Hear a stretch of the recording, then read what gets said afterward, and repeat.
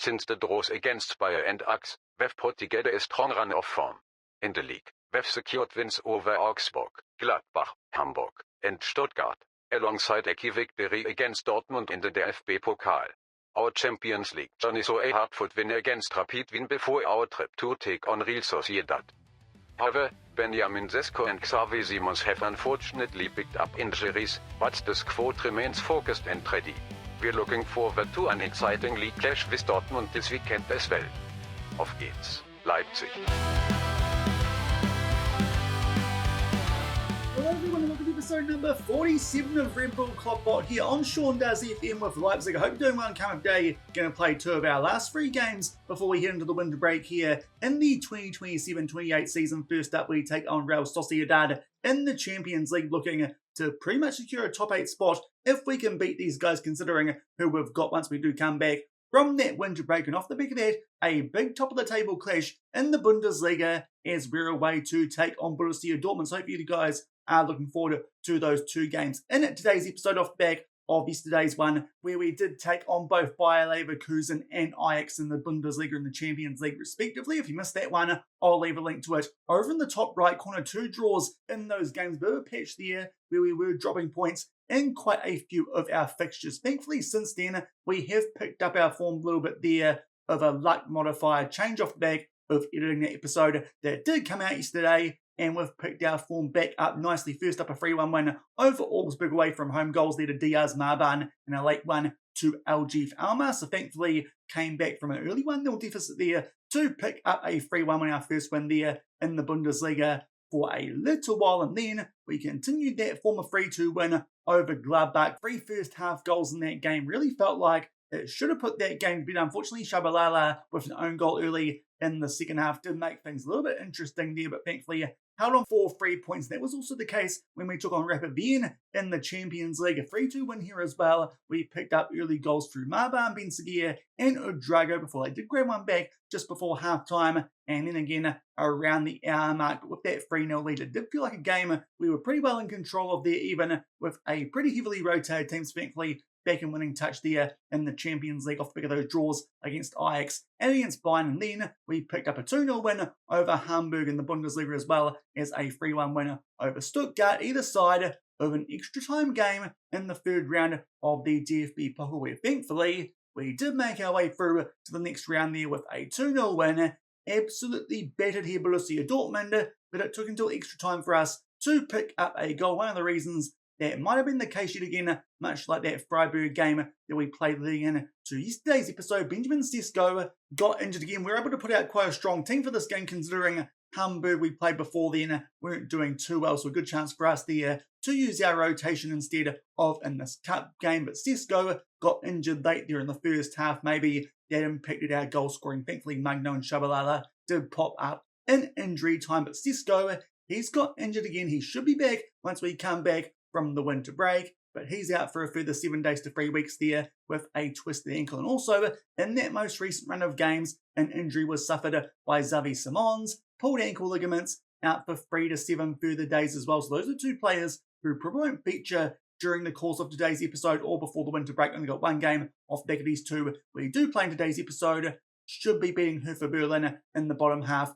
of the Bundesliga table, but that is two pretty good players up front for us there. We are missing for these games that we're about to play, but hopefully can still get the job done, considering that recent run of form does mean we've gone back on top of the Bundesliga and actually got a bit of a gap as well. 4 points clear there of Borussia Dortmund. Bochum also 4 points further back. They have started to lose a couple more games off the back of that episode that we got through yesterday. In terms of the Champions League, that win over Rapid Wien does mean, if we go and have a look at how this does look, we're just inside of that top 8. Hopefully, if we can find a way here to beat Real Sociedad away from home, it should lock us in for a top 8 spot, considering our last 2 games in January, they should be pretty winnable, both at home, Legia Warsaw and Olympiacos. Also, that win over Dortmund does mean at the start of February, we've got Cologne in a quarter-final, so hopefully can make our way through yet again to the final 4 of that DFB Pokal. Really, the only other big team left in that competition is Bayern Munich. They've got Wolfsburg from down the 2 Bundesliga. Argue Bayer Leverkusen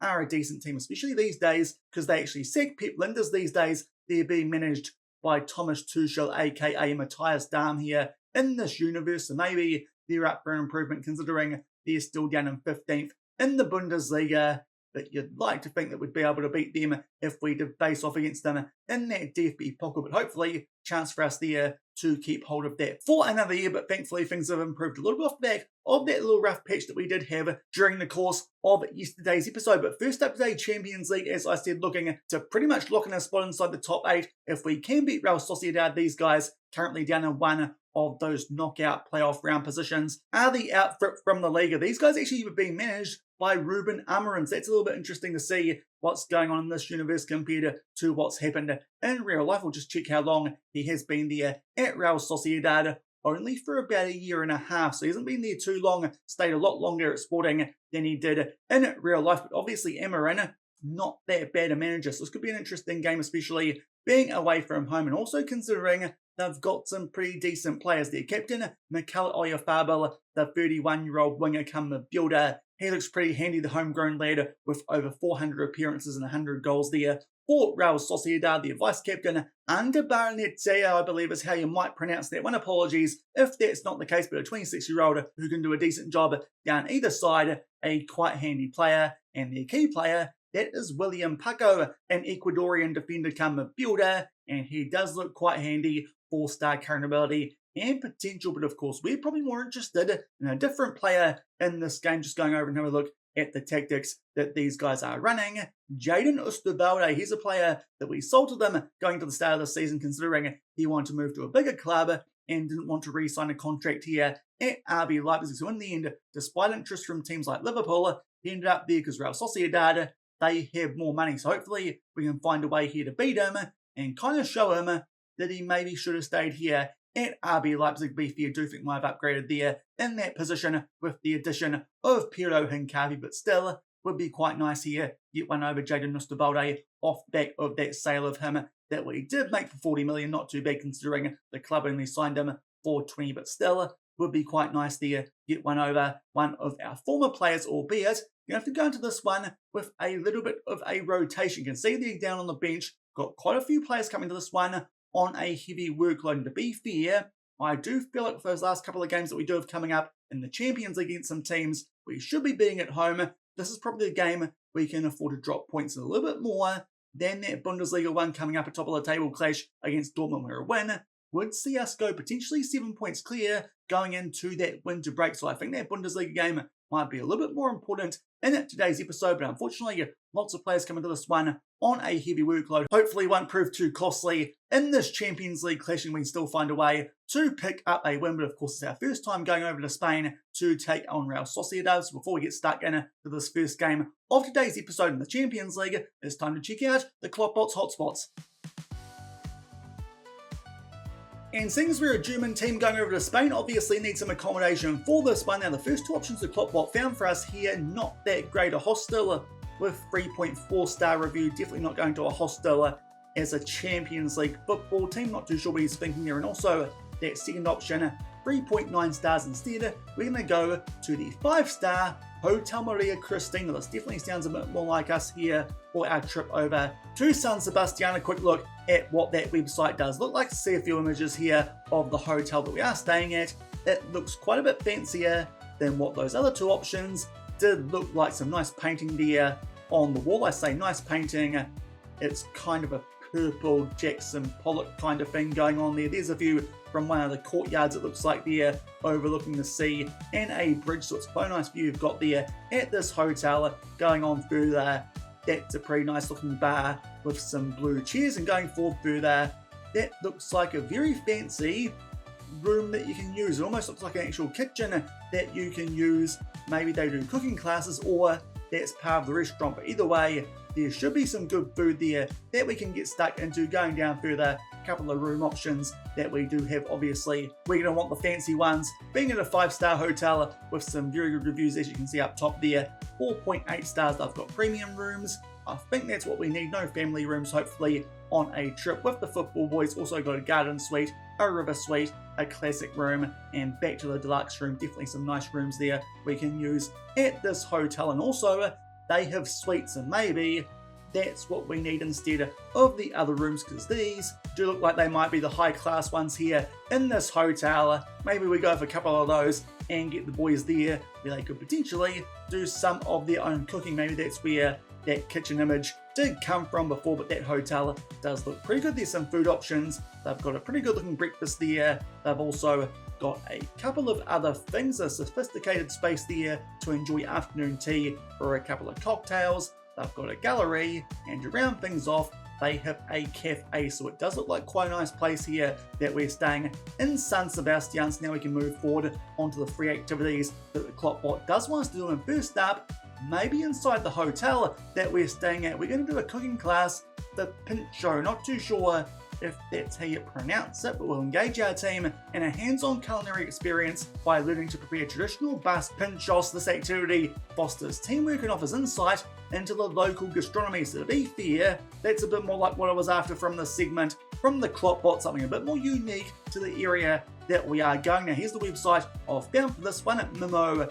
That might be a local restaurant, I'm guessing. They do have some other options in terms of cooking classes, some other Spanish type things that you can do, but we're going to do the pinchos tapas and more cooking class. So it does sound like these things that we're going to be making are a little bit similar to tapas, but a bit different. They'll explain the differences and also help us make them, as well as tell us to enjoy a glass of wine. So definitely want to do this one maybe the day before the game that we are about to play. Also going to go to the market and hand pick our fresh ingredients. Kind of sounds like a few small bites we'll be making there at this cooking class, and also a fake risotto, some bell peppers, a cheesecake, and anchovies. So to be fair, this could be quite a handy feed we're going to cook up here at Mimo. So hopefully that's a good start to our time there in San Sebastian, a cooking class to make some pinchos / tapas, a bit of local cuisine. Off the back of that, we'll then do a surfing lesson at Zuriola Beach, take advantage of San Sebastian's renowned surfing culture with a group lesson at the beach suitable for all skill levels. This activity promotes team bonding in a fun and active environment. So let's check out here the website that I have found. Now to be fair, not too many photos on this website, but it's a surfing lesson. You can probably guess what's going to happen. Lots of football players falling off their surfboards, unless some of them actually do have a history of doing surfing. There's a bit of the values at this place that is doing the teaching. And going down further, there's some photos from the school itself, one of a kid doing it. It's not too appropriate for what we're doing, but up there you've got the teacher, and then there's a really small image there of adults actually trying to learn how to surf. So thankfully they do cater to adults, but unfortunately this website, not too many photos. But we'll try some surfing there, see how many fellas do end up in the water. And to round up our time here before this game in San Sebastian, where we take on Real Sociedad, we will visit Tabacalera. This is an international centre for contemporary culture, which was formerly actually a tobacco factory. I think I spotted when finding the website for this place. It offers exhibitions, workshops and events, and this visit will provide a cultural experience and an opportunity for team members to engage with contemporary art. Here's a quick look at what the website does look like for this place. They've got a few exhibitions that they do have there. It kind of depends what time of the year that you go, what's going to be on show there. You can see a little tab, what to do in Tabacalera. They've got a few services about films and some other things. Also apparently accommodation and some restaurants. I think they had a bit of a boob pop up in the background briefly. Hopefully don't get done for that for some reason. Something a bit too naughty for YouTube. There it goes again. We should probably start to go down this page a little bit further just to make sure I don't get in too much trouble, but that's the places we're going to be going there in San Sebastian. To be fair, I think that's one of the KloppBot's best efforts in a little while for these hotspots. Hopefully it sets us up nicely to pick up 3 more points in the Champions League. And here are the team sheets for our Champions League game. In today's episode, our last one before the winter break, the Real Sociedad. It's a pretty handy looking team, and Oosterwolde is part of the centre-backs there in a free at the back formation. So a bit different there what it looked like on the tactics screen that we did see before. Now in terms of us, obviously Benziger and Marban come in with those injuries to Simons as well as to Sesko. Also Udrago comes in at left wing because Magno on a heavy workload, and also Shabalala for Diamonde. So only a couple of changes to be fair to our usual best 11, but still quite a few players on a heavy workload. Hopefully that won't prove too costly here, and we can pick up some points away from home, and really our last tough test in the Champions League phase. And we don't have to wait too long for the first highlight. This one just past the 10-minute mark here in a throw sight of the final third. It's a lovely ball there, far post, which the goalkeeper misses. And Ramiro not too sure who that was, but unfortunately, they missed the target. A big chance there for us to take the lead somehow. That XG isn't actually that high considering how bad that boo-boo from the goalkeeper was, but unfortunately, still 0-0 just past the halfway point of the first half, albeit now on the attack again, albeit a good tackle in there from Real Sociedad. Thankfully, that clearance though quite poor, and we get it back there through Connor Bradley. Kudus there looking for the top left corner, but the goalkeeper and Ramiro that time comes up with a really good save, so a chance for us here from set piece. Benzema puts this one near post for Castello-Lucaber, who will head that one home, scoring a goal there through a set piece, which is a bit rare for us here, especially from corners, but thankfully Lucaber there pretty much unmarked at the near post that makes up for that sitter that we missed that first highlight when the goalkeeper made that error. 1-0 up at the half-hour mark. And only a few minutes on from that opening goal, another chance for us here from a corner. Again, we go near post. This time, Eric Martel gets his head on the end of that one. Our corners somehow have started to become quite good in this game. That's come out of nowhere because so far, both here and at Omiya Arudija, we've been pretty poor from set piece, but thankfully today looks like might have the wood here over Real Sociedad. Maybe Oosterwolde was the problem here last season because so far, kind of bossing him around there at the back. You can see the stats there, well and truly the team on the front foot. In this game, we take a 2-0 lead into halftime. Very happy with that considering missing some players we'd like to be using in this game, in particular Diamonde at the back as well as Magno at left wing. But to be fair, their replacements doing a good job. Connor Bradley, though, going a bit barely on a 6.4, considering how many players on a heavy workload, may as well take him off while we've got the chance. Or Pedro Malhero, but very happy with that first half. 2-0 up on the road against Real Sociedad. And the momentum's going to carry over here into the second half by the looks of it. A corner for us here, and we go near post. That one comes off the woodwork from Lucaber, to be fair. Bit of a tighter angle than those ones that we did score from in the first half. Then it's cleared, though, by Real Sociedad. Martel gets his head again on the end of that one. Good save there from Ramirez, but set pieces here, well and truly on the front foot against Real Sociedad. Maybe actually should have turned on playing for set pieces that time, though. Nothing doing, but so far, really dominant from dead ball situations in this game, and we continue to hold our 2-0 lead.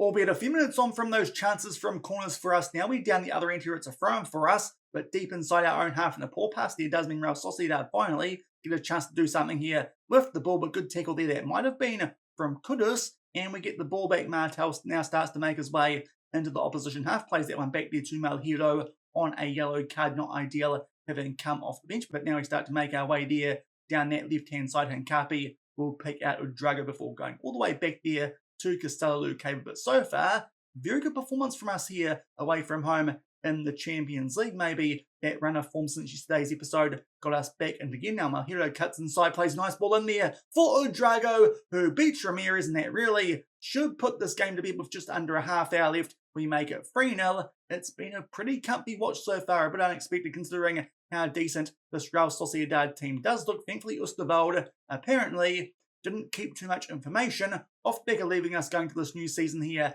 at RB Leipzig. So far, their defence has been pretty pitiful. It's been a brilliant performance from us so far. 3-0 up with just over 20 minutes left. And in fact, while we're here, we might actually make our last couple of subs, get some youngsters on. Kevin Kerr can come on for Hincapi. Also, let's bring on Zeitz for Kudus. Let's just see who else might be quite useful in that Dortmund game in a couple of days' time. Players that we really want to use. Bidenstad is a youngster who can come on for Benzema, and also Robert Ramsak can come off of Marban, considering a bit light at striker. With no Benjamin Sesko, there's Bidenstad in case you're wondering what he looks like. More of a winger, but we'll try him out here in central attacking midfield with this 3-0 lead late on in this Champions League clash. And as you might expect off the back of all those changes that we did make with 20 minutes to go in this one, not many highlights since we did do that, but there's been a really good performance from us here in this game. Real Sociedad with only 2 shots overall, maybe Ruben Amorim, a bit similar to real life here in FM, but in this case with Real Sociedad instead of Manchester United. To be fair, they did just draw with Liverpool in real life, so probably shouldn't talk too much smack about them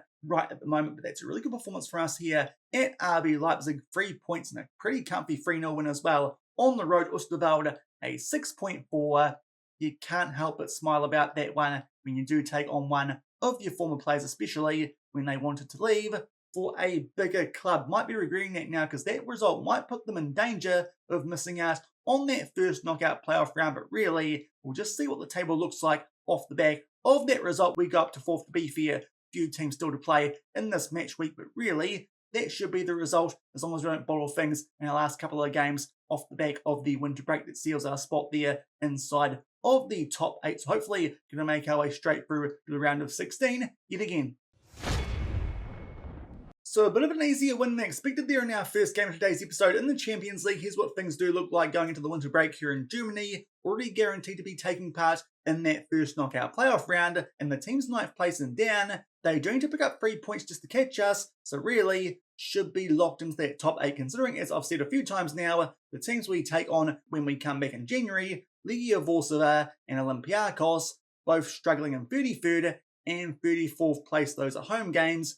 Should be wrapping up a spot there inside of that top 8 to make our way straight through to that round of 16. But now we start to focus on the Bundesliga. We take on Borussia Dortmund. Now a chance for us here, as I was hoping, to go 7 points clear heading in to the winter break, provided we also beat Hertha Berlin. Because if we go forward to the Saturday, the day that we're playing this game, Bochum have already played a game more than us, and they lost 2-0 away at Hamburg. Also Bayern still struggling, a 4-1 loss there to Augsburg of all teams. The Bayern 10 points behind us already. If we can pick up a win here, that sees us go 13 points clear of them. They might already be out of the title race. They're an interesting team this year. No draws. It's either win or lose. Quite similar to Bochum, but a little bit worse. But we could go here 7 points clear of Borussia Dortmund and Bochum if we can pick up a win. Hopefully can do so. Definitely going to go here with quite a strong team for this game, even though still quite a few players are on a heavy workload. But Dortmund, they come into this one off the back of a loss to Man City in the Champions League. Also dropped points at Hamburg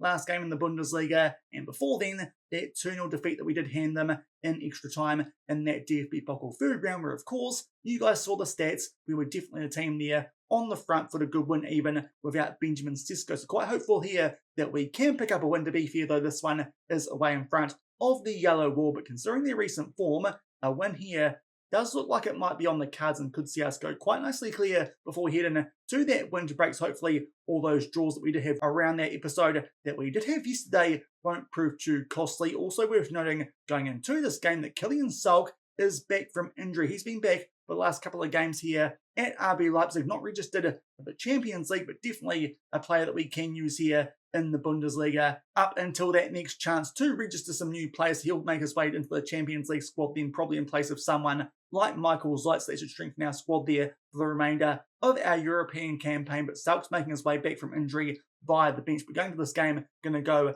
with the best 11 that we can put out. Obviously, that means that Segura and Marban are still there up front. But apart from that, quite a strong team we're going with here, even though pretty much all of them are on a heavy workload outside of Diamonde and Restes in goal. But hopefully can continue Dortmund's poor enough form here and pick up a win and go 7 points clear in the Bundesliga.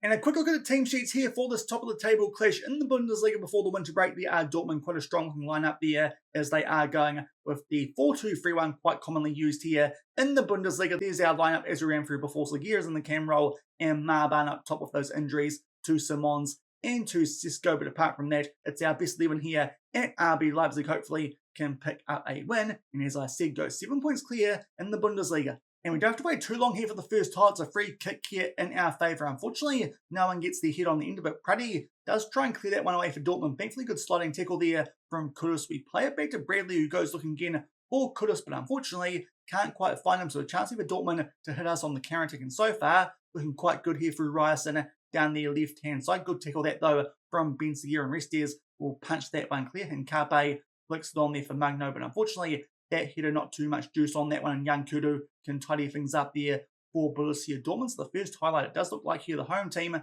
might be putting us under pressure from this opening highlight. Some good passing here for Miller, Adeyemi, some nice fancy footwork. That shot, though, from a fair way out. Restes should probably be doing a little bit better, but unfortunately that's not the case. And Karim Adeyemi curves that run around him into close to the bottom left corner, and Dortmund take an early 1-0 lead. To be fair, I think so far since we've come here, RB Leipzig, Dortmund haven't actually beaten us. This could be the first time that they do it so far here at our time at RB Leipzig. But a poor start from us there. We just give them far too much space in the middle. Not great defence there on Adeyemi. I think that might have been Lou Kaber, who did step out of line. Off the back of that, Moises Caicedo did pick up an early orange injury. Might play things safe and take him off for Algif Almas off the back of going 1-0 down. And potentially in for a tough day at the office here. It looks like it's only a few minutes off back of that opening goal, and that sub Dortmund again here are on the attack, albeit that's a good tackle on Reina. Might be a chance for us to do something here on the counter-attack. Marban, interesting back pass there to Bradley, but thankfully is on the mark. Now we switched out left here to LG Almas. Benziger flicks it on nicely for Marban. A good chance there for last year's next gen winner, but unfortunately that one comes off the underside of the crossbar, doesn't quite make its way into the back of there. Now we are back down the wrong end of the field, but thankfully this time it's a throw in our favour. Tallis Magno tries to switch that one out right, not quite on the money, but thankfully Kudus can wait for that ball and get us going again here on the attack. We'll float this one far post there for Tallis Magno. Kobel doesn't get there, quite similar to what happened in that Real Sociedad game. That one though from a tighter angle, unfortunately that one doesn't quite hit the target, so again a little bit off there with our heading, but it does look like now we're starting to put some pressure here on Dortmund. Nice ball for the Tallis Magno off the back